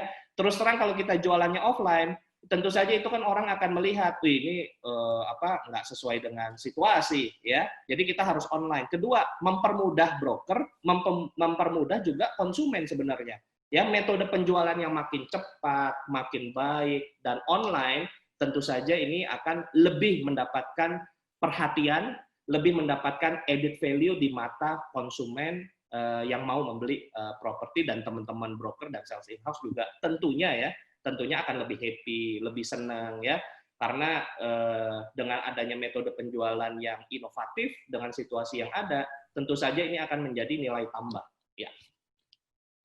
Oke, terima kasih ya Pak Yance ya. Wah, menarik nih Pak. Satu pertanyaan 20 menit, 20 pertanyaan, kita bawa tenda di sini, luar biasa ini ya. Ini Pak Yance ngomong profit dengan 5M panjang nih. Kalau saya sih juga punya kata PROFIT, tapi kalau broker kan santai-santai aja. Kalau saya ngomong PROFIT kan panjang kan ya. Saya langsung ambil yang tengahnya aja deh. PROFIT ya, paling tengahnya itu F ya. Ya, kalau broker hanya F. Fee komisinya digedein, kita semangat ya gitu ya. Bener kan ya? Tuh teman-teman broker bilang fee komisi digedein, kita semangat gitu ya. Ya oke lah. Mungkin saya mau ngomong sama satu aja. Satu kata penting sekali ya. Saya hanya mau ngambil beberapa kata yang membuat kita tuh terbuka pikirannya. Satu kata. Kata pertama adalah trigger. Kalau saya tadi dengar Pak Yance ngomong dari awal, Bu Marin juga dengar kan kita ya, bahwa penjualannya itu ahead from the schedule gitu ya. Itu sebenarnya trigger Pak Yance ke pikiran kita. Dan itu fakta yang Pak Yance tadi ceritakan sebenarnya. Fakta itu benar atau nggak benar, ambil contoh ya. Kita sudah tertrigger di kepala kita. Apalagi kalau kita ketemu developer yang ngomongin gini, aduh waktu COVID aja jualnya susah, apalagi COVID. Itu juga trigger ke kita gitu. Nah kalau mau dibilang, apa strategi yang harus dilakukan agent property? Jangan nunggu orang lain trigger kita. Kita mesti trigger diri kita. Apalagi dengan tadi informasi yang diberikan Pak Yance, saya belajar satu hal dari Pak Yance tadi katakan, krisis ini membuat perubahan. Dan orang yang menang adalah orang yang harus lebih cepat dalam perubahan itu. Jadi perubahan itu ada gitu. Kita lihat pemerintah ya, pemerintah 2-3 hari lalu mengumumkan kuartal kedua ya, yang turun minus 5,32 ya. Nah pertanyaannya begini nih, setelah diumumkan sama pemerintah turun minus 5,32, saya baca di koran gitu ya, baru kemudian ada langkah-langkah untuk membuat penurunan itu jangan lebih dalam lagi kalau saya ngelihat itu. Pertanyaan saya sebenarnya kan, kenapa langkah-langkah itu tidak dilakukan 3 bulan yang lalu gitu ya, sebelum ini turun begitu. Jadi poin saya tadi melihat, orang sebenarnya ngerti apa yang terjadi, orang sebenarnya tahu apa yang harus dilakukan, tetapi speed itu kan kurang. Kalau speed itu tidak dilakukan dengan cepat, itu akan hilang. Ambil contoh kita ngomong webinar. Webinar, kalau kita lihat 3 bulan terakhir, webinar itu udah mulai turun, bener nggak ya? Dari awal-awal Maret, April, Mei kan gila tuh webinar. Nah coba bayangin kalau kita kerjanya hanya nunggu, webinar rame ya, nanti deh bulan Agustus baru kita mulai. Ya udah telat gitu kan ya. Ya Pak Yance juga tadi lihat begitu, ya kan? Orang bilang, lah ini kok mall ditutup, ini malah buka mall, iya kan? Bioskop ditutup, ini malah karena orang itu melihat dalam kondisi saat ini, Pak Yance mungkin melihat 3-6 bulan ke depan. Di mana ketika tadi Pak Yance bilang, ketika orang dilarang 2 hari untuk datang ke kantor pemasaran, begitu dibuka langsung rame kan. Jangan-jangan nih, ya kan, itu mall dengan bioskop tadi, waterboom, begitu sudah ada vaksinnya, kan kita nggak tahu berapa cepat vaksin ini kan. Jangan-jangan itu membludak dan ya Pak Yance udah siap pada saat itu. Jadi satu kata trigger. Dan poin yang saya mau kata, trigger itu satu penting, be positif jadi orang. Ya. Jadi orang yang positif, kreatif saya tadi ngomong. Dan ini poin yang paling penting teman-teman catat. Pada masa COVID, satu hal yang saya pelajari.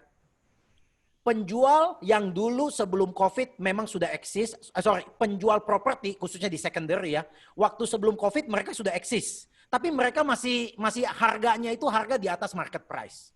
Tetapi pada saat COVID, berdasarkan statistik yang saya dapat di kantor kami, penjual serius tuh banyak banget. Penjual serius tuh banyak karena mereka mungkin bisnisnya terganggu, mereka butuh jualan atau apa, mereka pengen jual propertinya. Hanya agent yang siap yang bisa menangani orang-orang seperti begini. Terbukti agent-agent saya mengatakan kepada saya yang jago-jago nih, Pak, jualan properti masa COVID tuh lebih gampang Pak dibandingkan sebelum COVID. Loh, Anda bisa bayangin nggak? Mindset dan kreativitas itu harus kita ciptakan di dalam pikiran kita. Poin saya terakhir hanya begini, saya ambil dari Pak Yance cerita. Kalau begitu, yang trigger market ini bagus dan tidak bagus siapa? Apakah developer? Apakah agent properti? Apakah rumah.com tadi? Apakah pemerintah? Siapa yang trigger dan siapa yang semuanya? Jawabannya very simple. Jawabannya saya tutup dengan satu cerita saya. Satu hari ada saudagar kaya yang bisnisnya potong kayu bakar. Ya, satu hari dia setiap tahun buat satu rumah potong kayu bakar dalam bentuk satu lumbung gitu ya, masukin kayu bakar. Tetapi dia punya perasaan nggak enak. Dia berada di puncak bukit itu, dia merasa kayaknya musim dinginnya bisa tambah panjang nih. Kemudian dia suruh anak buahnya potong lagi kayu bakar sehingga dia punya lumbung dan hatinya mulai tenang. Tetapi dia masih curiga lagi, jangan-jangan musim dinginnya tambah dingin. Kemudian dia tahu di bukit sebelah ada ahli kakek yang sangat bijak yang bisa menceritakan mengenai masa depan. Dia suruh anak buahnya turun ke bukit, naik ke bukit kakek itu dan tanya, apa benar nggak musim dingin tambah dingin? Anak buahnya turun naik ketemu kakek. Kakek itu bersemedi, kemudian cukup lama dia mengatakan, saya katakan musim dingin kali ini paling dingin. Wah, anak buahnya turun lagi kasih tau bosnya. Bosnya potong kayu bakar sampai 3 lumbung, sampai 4 lumbung. Anak buahnya turun lagi kasih tau kakek itu. Kakek itu mengatakan, saya yakin ini paling dingin. Singkat cerita, ownernya kayaknya nggak happy dengan anak buahnya. Dia sendiri yang turun gunung naik ketemu kakek. Kek, apa benar musim dingin tambah dingin? Kakeknya bilang, iya ini sangat dingin. Kemudian saudagar ini kan seperti saya tadi bilang, agent properti mesti jadi konsultan. Dia nanya kepada kakek ini, kenapa kakek tahu musim dingin ini tambah dingin? Dia bilang, karena di depan saya biasa ada satu saudagar, dia hanya potong 1 lumbung. Kali ini sudah 5 lumbung. Ini pasti dingin sekali. Jadi pertanyaan saya, siapa yang trigger ini? Apa Pak Yance yang trigger market ini? Apa konsumen yang trigger? Apa agent yang trigger? Pertanyaannya nggak usah nyari siapa yang trigger. Kalau kita semua sama-sama trigger, developer trigger positif, pengen launching, agent positif. Saya sangat yakin, customer mah ikut-ikut kita aja. Di orang Indonesia ini orang latah, begitu orang ngantri semua ikutan ngantri kan. Jadi siapa ya trigger siapa? Balik ke kita lah. Ayo kita trigger sama-sama buat properti tambah baik lagi. Thank you. Oke, makasih Pak Darmadi. Wah, seru nih. Nah, mungkin saya sebenarnya nyambung ke Pak Darmadi, saya jadi pengen nanya sama Pak Darmadi. Pak, itu di broker itu ya, di broker itu sekarang, itu Bapak punya top agent itu kan, yang Bapak bilang top itu pasti yang jualannya di era itu yang bagus-bagus, jualannya top itu ya. Nah, menjadi menarik pertanyaan saya sebenarnya sekarang. Kalau kita udah tahu lah, tipikal developer ini mau ngapain, konsumen mau ngapain gitu ya. Selain tadi ya, memang karena ada pembeli serius dan lain-lain, itu broker yang top tadi Pak. Itu kalau kita bedah gitu ya Pak, itu kunci mereka bisa jualan selama COVID itu apa Pak? Wah, pertanyaan yang bagus banget tuh Pak Yance. Pak Darmadi di mute Pak. I'm sorry. Kemarin saya baru webinar habis dari jam 2 sampai jam 4. Saya panggil 2 top agent saya yang bagus sekali di COVID. Dan kemudian mereka membedah dan saya mencari benang merahnya Pak tadi. Nah salah satu benang merahnya adalah kreativitas. Ya. Yang kedua, mereka tuh kerjanya begini Pak. Ada yang sampai ngomong begini, Pak banyak orang salah sangka arti kata dari service. Mereka pikir service itu hanya semua kata-kata bagus, senyuman yang baik ke customer. Bukan, Pak. Service itu adalah kita bekerja dengan hati agar supaya customer kita itu mendapatkan properti terbaik sehingga dia untung, Pak. Dan itu perasaan itu menurut saya adalah service. Jadi banyak agent yang biasa selalu pikir nih, service kalau saya baikin customer kasih saya komisi. Tapi agent-agent top itu kebalik, Pak. Dia nggak fokus sama komisinya. Dia fokus bahwa dia pengen pelanggannya tuh happy. Dan ya at the end komisi itu masuk. Poinnya adalah begini nih. Pemain tenis yang hebat tidak fokus matanya melihat papan skor.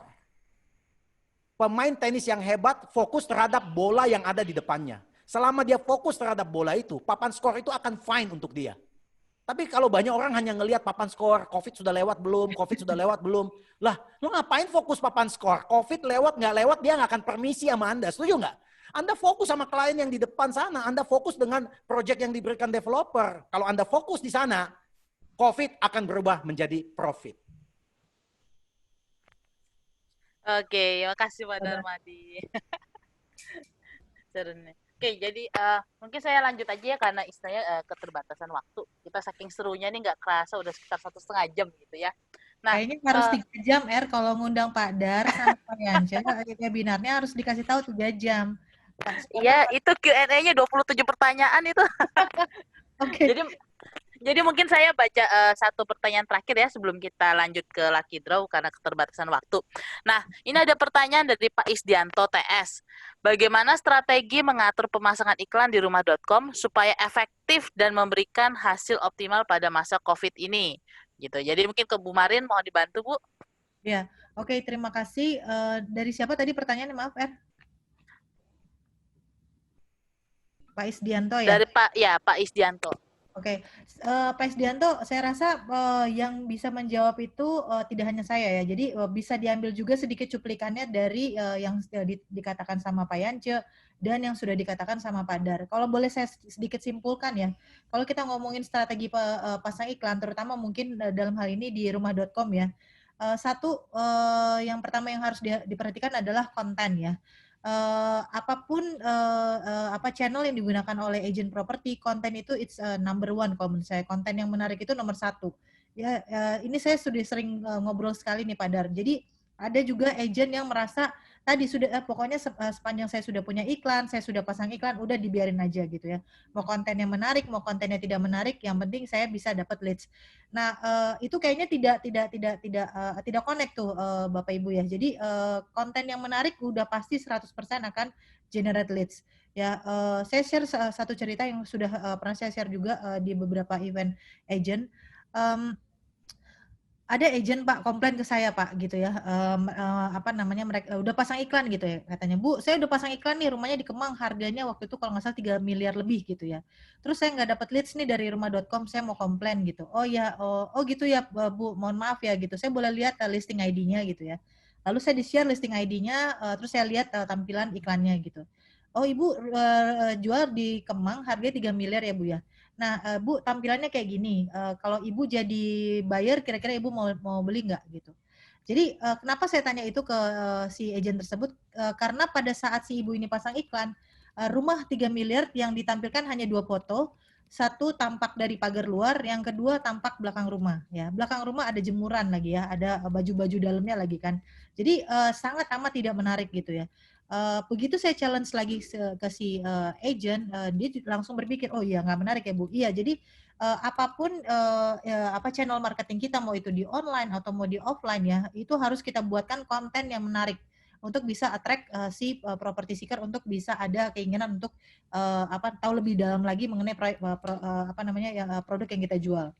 Seperti yang Pak Darmadi bilang ya, penjual itu banyak ya. Kalau kita tidak berbeda ya dengan penjual-penjual yang lain, bagaimana si property seeker atau si calon buyer mau ngeliatin listing kita? Itu yang pertama. Yang kedua, saya setuju banget ya di dunia sales itu kalau kita menjual don't act like a sales, tapi act-nya lebih kayak konsultan ya. Saya setuju banget Pak Dar tadi. Kalau ngomongin service, jangan sekedar service yang diharapkan oleh si property seeker atau si buyer. Kalau kita bekerja sebagai konsultan, ya kasih service di luar yang diharapkan gitu ya. Jadi misalnya cuma ditanya, harganya berapa, rumahnya lokasi di mana, kita bisa kasih informasinya tuh bisa ditanya 2, dikasihnya 10. Contoh ya, misalnya, oh ya Ibu kalau beli rumah di Kemang, ada dekat sekolah, sekolahnya ini, rumah sakitnya ini. Tenang aja Bu, 5 menit dari ini. Jadi informasinya sangat lengkap dan tenang aja Bu, ada notaris, lawyer yang bisa bantu Ibu beli rumah. Jadi informasi itu kan lebih dari yang diharapkan oleh si calon buyer. Nah itu pasti kalau menurut saya, kalau saya jadi buyer, itu saya akan mau jual rumah, mau beli rumah, mau keluarga saya beli rumah, keluarga saya mau jual rumah, ingatnya sama si agent ini. Karena saya merasa sangat puas ya, oh ini agent ini kasih servis lebih dari yang saya harapkan. Itu yang nomor 2. Yang ketiga, tadi juga sudah diomongin sama Pak Yance sama Pak Dar ya, kecepatan ya. Kalau menurut saya itu kecepatan zamannya canggih seperti sekarang ini, itu it's the key ya. Kalau misalnya dapat leads di follow up-nya besok, udah goodbye aja ya Bapak Ibu ya. Kenapa? Karena sekali lagi yang jual tuh banyak ya. Pada saat si property seeker itu datang dan kontak, dia juga sudah belanja ke tempat lain. Dia juga sudah cari informasi-informasi di tempat lain. Kalau misalnya kita slow respon atau kayaknya slow respon terus kayaknya enggan untuk menjawab, pasti si property seeker atau si calon buyer tidak akan respect sama kita dan dia akan lebih senang dealing sama agent yang cepat responnya. Jadi kecepatan itu menurut saya is one of the key untuk bisa sukses dalam menjual, terutama di dalam menjual listing online ya. Lalu yang keempat tentu terkait dengan COVID-19 ini ya Bapak Ibu ya, gunakan teknologi as your best partner ya. Kalau menurut saya kita bersyukur di saat COVID-19 ini kita masih ada jalan, kita masih ada si teknologi yang support kita untuk bisa tetap jualan di masa COVID-19 ini. Nah, teknologi ini kan banyak ya Bapak Ibu ya, tidak hanya di rumah.com ya, tentunya bisa menggunakan teknologi yang lain yang bisa bantu Bapak Ibu jualan. Saya kasih contoh ya, kalau di rumah.com itu sebetulnya kita property technology company, kita banyak banget mengeluarkan fitur. Salah satu pengguna fitur kita sebetulnya Pak Yance nih ya, Ciputra. Terkait dengan COVID-19, si property seeker tidak bisa datang ke galeri. Property seeker tidak bisa lihat langsung project yang mereka mau beli. Nah, itu kita keluarkan yang namanya virtual reality ya, Matterport.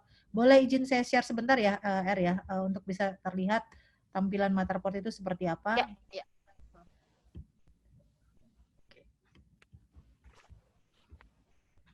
Kelihatan ya di layar ya ininya. Nah ini salah satu, ini bukan ada-adaan ya Bapak Ibu ya. Jadi benar-benar dari kelihatan ya dari Ciputra ini menggunakan teknologi kita virtual reality.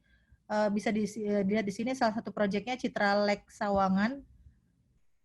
Ya, kita bisa lihat di sini. Nah, jadi ini sangat amat membantu tidak hanya dari sisi penjual, tapi sangat amat membantu dari sisi calon buyer atau property seeker untuk melihat project yang mereka tertarik ya Bapak Ibu ya. Kenapa? Karena di sini mereka tinggal atur sendiri sih. Saya mau ke tangga, saya mau ke atas, saya mau lihat kamar tidur yang di atas, tinggal tinggal diklik saja, belok kanan, belok kiri. Ya, sebentar ya. Atau misalnya mau balik lagi ke bawah, itu bisa kita lihat misalnya bedroomnya seperti apa. Nah, ini tampilannya seperti ini. Jadi teknologi ini yang membuat orang tidak perlu datang ke si project atau ke galeri, karena mereka sudah bisa seperti datang atau berada di dalam rumah yang mereka mau beli. Ini salah satu teknologinya rumah.com. Kita sebut dengan ini virtual reality. Gitu. Ini juga ada contoh yang lain, ini dari Citra Garden. Juga sama, ini menggunakan teknologi Matterport.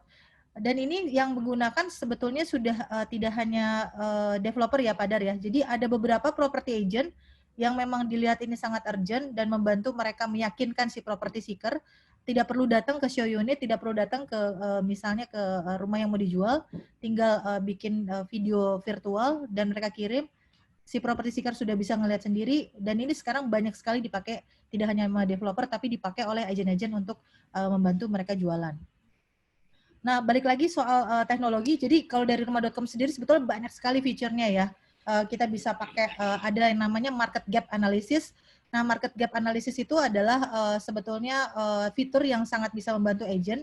Contoh pasang iklan di let's say di Kemang gitu ya. Kesempatannya, opportunity-nya seperti apa gitu. Apakah memang besar nggak opportunity-nya untuk jualan properti di daerah Kemang? Apakah supply-nya sudah banyak? Apakah demand-nya banyak? Nah, itu ada informasi-informasi yang bisa dipakai oleh teman-teman agent sehingga bisa tentu membantu memutuskan ya Bapak Ibu ya. Kira-kira saya mau jualan di listing di lokasi mana gitu yang lebih banyak atau lebih besar chance-nya untuk saya dapat leads dan ujung-ujungnya closing. Jadi balik lagi sebetulnya banyak banget fitur-fitur dari rumah.com yang bisa digunakan. Tinggal membiasakan diri ya Pak Dar ya, Pak Yance ya. Mungkin kadang-kadang kalau kita ngomongin teknologi, aduh kayak sesuatu yang menakutkan gitu ya, susah dipakai gitu ya. Bisa nggak saya pakainya? Tapi karena kita berani mencoba dan itu menjadi kebiasaan, kayak sekarang kita pakai Facebook yang dulunya susah mungkin ya, KTP karena jadi kebiasaan, itu menjadi mudah dan menjadikan best partner rekan-rekan agent untuk bisa jualan di masa COVID-19 ini. Mungkin dari itu dari saya Pak Dar, Pak Yance silakan kalau ada tambahan. Ya, saya rasa keadaan COVID ini sebenarnya membuat kita belajar ya sesuatu yang baru. Saya nggak pernah lupa bos saya pernah ngomong, jangan sampai COVID ini berlalu dan Anda nggak belajar. Malah Anda kerjanya hanya nunggu berlalu gitu. Ada orang mengatakan badai pasti berlalu, tetapi setelah berlalu Anda jadinya seperti apa, itu kan yang lebih penting. Ya, kalau Anda nanya saya COVID pasti berlalu, pastilah vaksin ditemukan pasti berlalu. Sekarang kita jadi apa setelah berlalu? Apakah kesempatan itu masih terbuka sama kita? Apakah kita masih positif? Ya kita jangan tunggu sampai berlalu baru kita bekerja. Ya kita bekerja mulai dengan apapun kesempatan yang diberikan kepada kita gitu. Jadi saya pikir ini sebuah momentum yang baik dan saya senang ketika ada trigger dari developer ya. Dan saya masih ingat Pak Yance ini mungkin salah satu yang pionir trigger pemilihan unit NUP pakai online ya.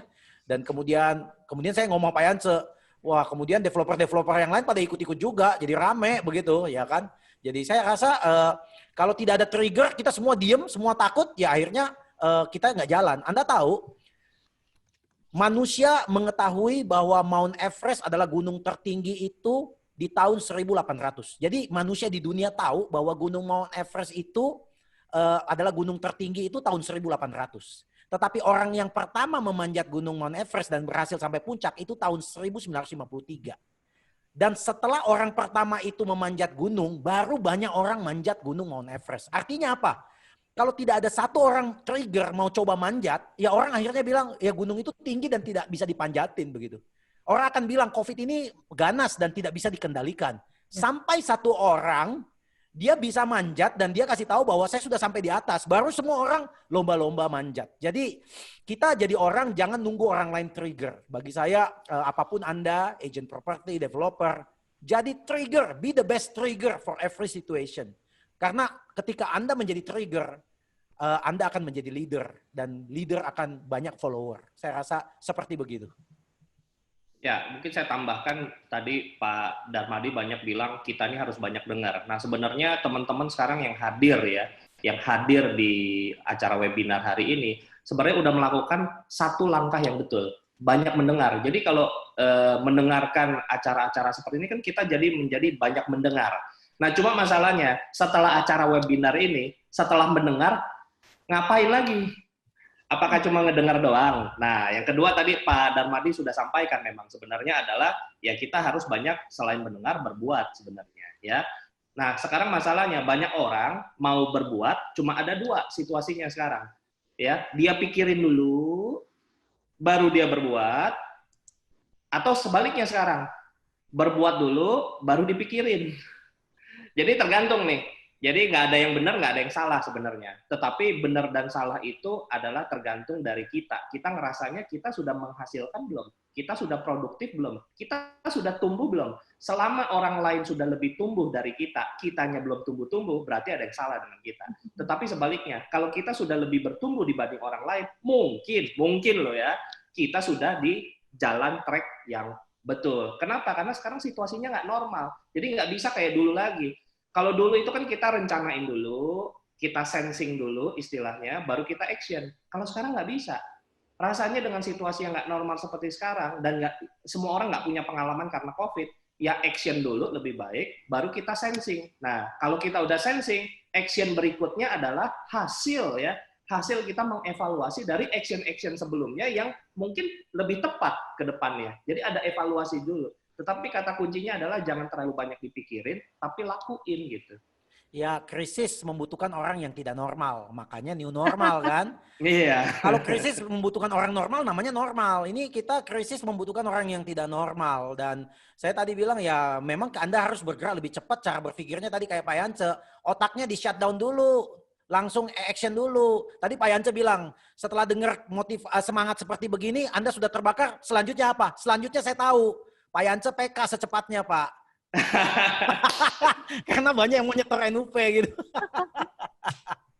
Iya. Baik, mungkin kita ke dua pertanyaan terakhir aja ya Pak, karena memang waktunya sebelum kita ada lucky draw dan juga ada closing statement dari Pak Dar sama Pak Yance ya. Saya bantu ya Er ya, supaya lebih cepat dikit. Jadi ini dari Pak Ramunsyah Utama ya. Di pertanyaannya untuk Pak Yance. Untuk produk secondary, sering sekali saat ini prospek atau calon buyer bukan nanya spek produk atau keunggulan produk, tetapi nanya berapa besar atau jauh kita bisa turunin harga alias harga net, padahal prospek tersebut belum melihat produk rumah tersebut alias sudah berani nawar, tapi belum lihat kondisi barangnya. Bagaimana menyingkapi model prospek atau buyer tersebut? Ayo Pak, di-sharing tipsnya Pak Yance. Ya mungkin ini lebih tepat ke Pak Darmadi. Saya nggak jualan second soalnya. Benar. Makanya agent Silakan, Pak Dar. property itu kita ngajarin bagaimana qualified the customer. Mana ada orang mau beli rumah 1M nggak ngelihat. Nggak usah diladenin orang kayak begitu. Menurut saya ya. Nggak ada tuh customer tuh nggak lihat rumah, nggak beli. Kecuali memang sudah ada 3 dimensi dan segalanya mungkin ya. Memang agent yang paling penting adalah saya tadi bilang knowledge itu penting ya. Konsultatif ya. Kadang-kadang orang, kita juga suka ngomong, Pak, Bapak nggak usah nawar dulu, Pak. Jangan-jangan properti yang Bapak mau, belum tentu Bapak suka loh. Iya kan? Saya masih punya properti yang lain. Kalau boleh saya nanya nih, Pak, Bapak kebutuhannya bagaimana? Bapak mau bayar nanti pakai cash atau KPR. Mungkin dengan menggali begitu, akhirnya customer-nya ngomong begitu. Ya kan? Saya sering lah ketemu customer kayak begitu. Kalau saya jadi agent saya udah tahu. Nggak usah dianggap serius. Diajak nanya-nanya aja, lama-lama kebuka sendiri. Ya kan ya? Karena tadi Pak Yance tadi ngomong, zaman sekarang memang banyak yang sultan Pak. Tapi kalau ada yang sultan yang agak sedikit begini-begini juga banyak Pak. Lagi stres atau apa Pak. Ya dia suka ganggu agent properti lah.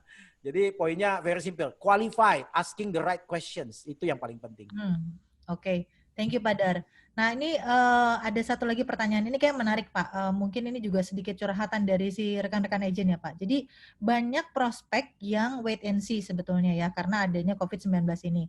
Karena situasi pandemi ini. Nah pertanyaannya bagaimana nih Pak untuk mengatasi situasi itu dan kiat-kiatnya seperti apa saja? Mungkin saya tambahin sedikit pertanyaannya Pak. Gimana cara meyakinkan orang yang sekarang mindsetnya masih wait and see untuk bisa memutuskan membeli sekarang atau dipercepat lagi keputusan membelinya? Saya rasa kalau saya tambahin cepat ada ya kita harus menjadi trigger lah. Saya rasa developer zaman sekarang juga nggak bodoh ya. Ketika dia launching produknya dia menyesuaikan dengan kondisi market saat ini gitu. Jadi mungkin cara bayar yang menarik ya, ada gimmick, ada banyak hal. Mungkin produk yang paling depan malah dikasih jual murah, ada yang kayak begitu juga ya. Jadi kita kalau jadi orang, kalau kita jualan, produk kita tuh harus terbatas. Kalau produk kita tidak terbatas, nggak ada orang nafsu sama produk kita. Itu developer pasti tahu lah. Makanya kalau mereka launching, mereka nggak launching. Yuk kita buka 2.000 unit ya, kita jualan. Ngapain jualan 2.000 unit? Nggak pede, mending jualan 100 unit dulu. Begitu kan, nanti build up confidence. Jadi saya pikir kita harus punya tagline dan developer juga pasti akan memberikan input kepada agent-agent bahwa kalau nggak beli sekarang, ruginya kenapa gitu. Itu penting gitu. Kalau nggak ambil action sekarang, ruginya kenapa? Kalau orang nggak dikasih tahu ruginya kenapa, ya dia nggak akan ada trigger untuk melakukan itu. Oke. Terima Ya kasih. mungkin saya tambahkan, silakan, Pak saya Yance. tambahkan aja cepat aja. Jadi ya mungkin dalam situasi saat ini, Bapak Ibu teman-teman itu harus bisa menguasai keadaan dan menguasai masalah. Jadi semua pertanyaan tentang penjualan itu adalah kalau kita menguasai keadaan saat ini harus ngapain, kita tahu what to do dan kita mau action. Dan yang kedua adalah menguasai masalah. Kalau kita nggak menguasai masalahnya, kita nggak tahu solusinya kayak apa. Dan berikutnya nih, terus terang, tadi gimana yakinkan orang yang masih wait and see. Terus terang, pembeli itu ada dua sebenarnya. Pembeli yang memang bakal jadi pembeli kita atau dia nggak layak jadi pembeli kita. Nah, yang saya maksud begini ya, dalam situasi sekarang, developer udah kasih harga terjangkau, udah murah, ya, cara bayar udah ringan banget, ya. Kalau perlu 5% cicil sampai 12 kali coba, ya kan, panjang-panjang udah. Tetapi tetap aja somehow ya pembelinya akan ngomong begini, iya, tapi sekarang nggak cocok kayaknya ngutang di dalam situasi COVID. Oke, nanti setelah COVID-nya berakhir nih ya, terus cara bayarnya udah nggak ada, terus somehow si pembelinya akan ngomong lagi, iya ya, tahu gitu waktu COVID saya beli ya. Jadi nggak akan pernah dia orang ini sebenarnya akan beli. Lalu berikutnya ya harga cara bayarnya udah ringan nih, segala macam udah ringan. Iya ya, tapi harganya sekarang udah naik ya 100%. Waduh, saya kayaknya udah telat beli ya. Jadi mau sampai kapanpun untuk tipikal pembeli begini, lebih baik ya kita udah bisa ngomong bahwa mungkin ini bukan pembeli kita. Silakan dia cari yang lain. Jadi kita bisa fokus ya. Jadi kita juga bisa memberikan prioritas atau kita bisa menganalisa tadi ya. Jadi memberikan pertanyaan-pertanyaan yang tepat, yang seperti Pak Darmadi bilang, kita harus bisa memberikan pertanyaan yang tepat. Akhirnya kita akan menggali sendiri. Jadi ini pembeli profilnya seperti apa, ya keberatan-keberatan dia seperti apa. Nah kita bisa decide, kita memutuskan. Mungkin kita bisa tambahkan kayak tadi ya. Mungkin kita nggak usah fokus terhadap masalahnya. Dia mau kebeli kapan, mau beli apa. Kita nanya, you ada uang kan sekarang? Kalau you ada uang sekarang, uang lebih, you apain uang lebih? Simpan di bank, bunganya berapa? Ya kan? Beli emas kan mahal. Mau masuk reksa obligasi, lihat keadaan kayak begini, kasus-kasus yang terjadi, you cari gara-gara juga masuk. Ya tidak ada lain adalah properti, ya kan? Jadi poinnya adalah instead of kita bawa ke properti yang kita mau jual, kita mau nanya dia punya cara pikir dulu.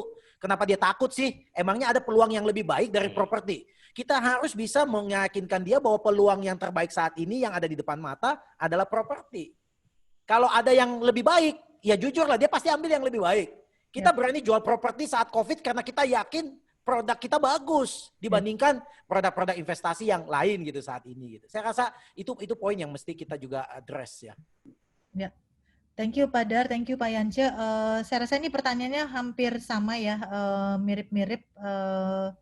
Mungkin ada lagi nggak yang mau dicoba diadres?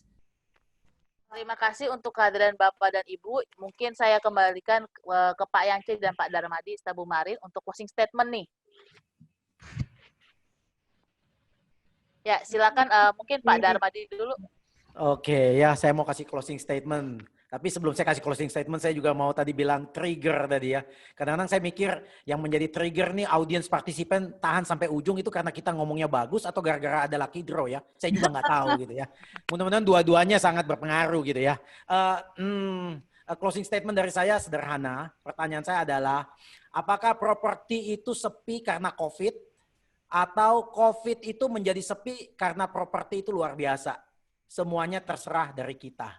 Kalau kita mau properti luar biasa, kita yang harus luar biasa. Terima kasih. Thank you Pak Dar. Silakan Pak Yance. Ya, saya simpulkan diskusi kita pada pagi hari ini ternyata ada di 3C ya. 1 kreatif, 2 komitmen, 3 yang paling penting adalah konsisten.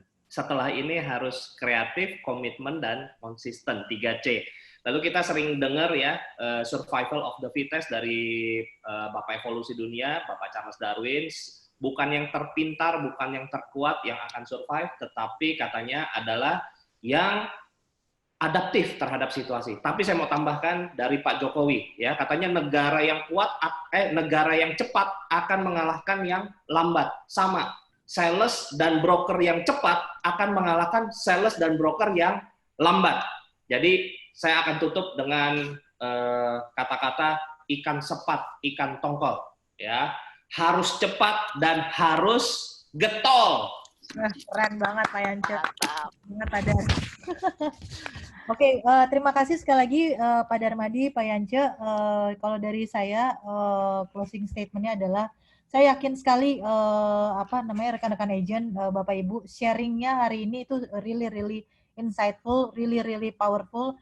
Jadi Pak Dar, mereka stay ini bukan gara-gara ada lucky draw, tapi memang I believe apa yang sudah disampaikan oleh Pak Darmadi, yang disampaikan oleh Pak Yance itu really insightful, dan itu pasti sangat amat berguna buat rekan-rekan agent dalam menjalankan pekerjaan sehari-harinya ya, untuk bisa jualan di masa COVID-19 ini. COVID-19 memang merubah perilaku consumer agent dan developer kita.